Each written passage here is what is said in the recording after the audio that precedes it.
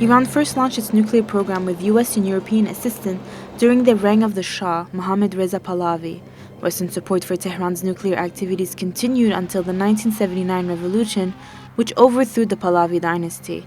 Ayatollah Khomeini suspended the nuclear program and cut off all nuclear cooperation with Western-backed institutions, including the International Atomic Energy Agency.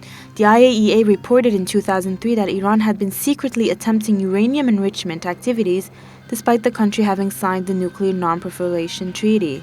The Iranian government rejected accusations that it was developing nuclear weapons after Mahmoud Ahmadinejad was elected as president in 2005.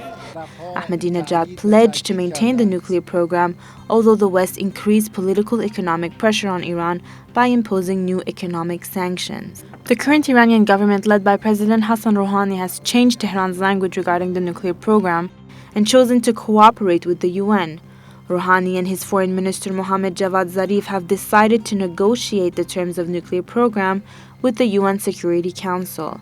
After a decade of deadlock, Iran and 6 world powers doomed the P5+1 group reached a preliminary framework nuclear agreement in Switzerland on the 2nd of April.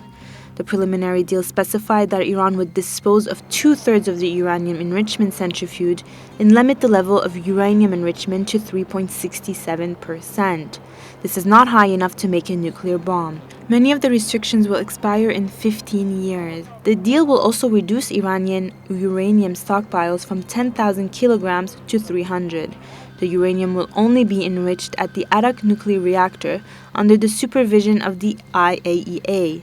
In return, the 10-year deal promises Iran that all UN sanctions will be lifted according to its fulfillment on the criteria within a planned calendar if a prospective final deal can be put into force.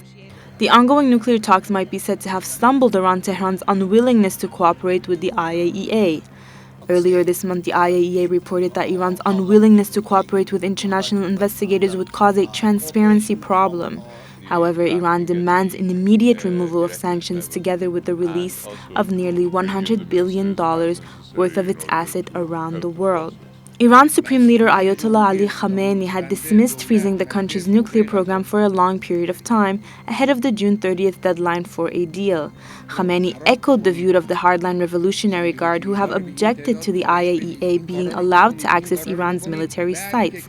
On the other hand, regional and international geopolitical polarizations between the West and Russia and China has further complicated the situation and efforts for an ultimate resolution to the issue.